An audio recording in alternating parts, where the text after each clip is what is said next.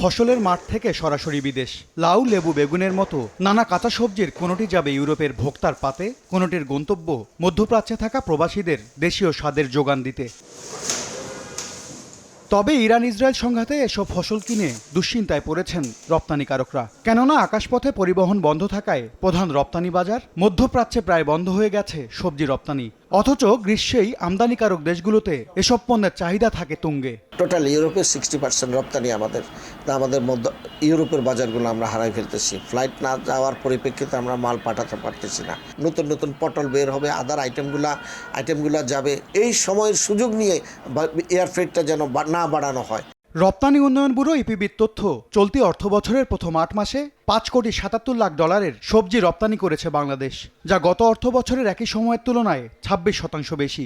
এসব পণ্যের প্রধান গন্তব্য সৌদি আরব, আরব আমিরাত, কুয়েত সহ ইউরোপের বেশ কয়েকটি বড় দেশ। বিকাশ পেমেন্টে 10,000 টাকার বেশি অফার। শপিং চলছে তো। রপ্তানিকারকরা বলছেন, সৌদি আরবের জেদ্দা ও মদিনায় ফ্লাইট গেলেও রিয়াদে যাচ্ছে না। এছাড়া স্থগিত রয়েছে কাতার এয়ারওয়েজ ও এমিরেটস এয়ারলাইন্সের ফ্লাইটও। নিয়মিতই বাতিলের তালিকায় অন্যান্য এয়ারলাইন্স যোগ হওয়ায় কমছে রপ্তানি। টরেন্টো, আর একটা হলো ইউকে, আর একটা হলো রোম, ইটালির রোমে। এই তিনটা দেশে খুব সামান্য সবজি যাচ্ছে, বাকি সবগুলা ডেস্টিনেশনে বাংলাদেশের শাকসবজি, ফলমূল গত 8 দিন যাবত রপ্তানি বন্ধ। ডেইলি প্রায় 50,000 মার্কিন ডলারের মতো এক্সপোর্ট আমরা কিন্তু করতে পারতেছি না।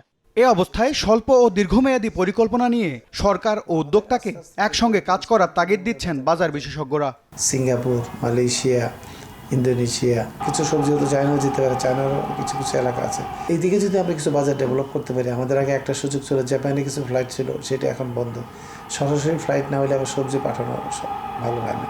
বর্তমানে মধ্যপ্রাচ্য, ইউরোপ ছাড়াও বিশ্বের বিভিন্ন দেশে নিয়মিত সবজি রপ্তানি করে প্রায় 200টি প্রতিষ্ঠান। এম এস আরিফিন, সময় সংবাদ, ঢাকা।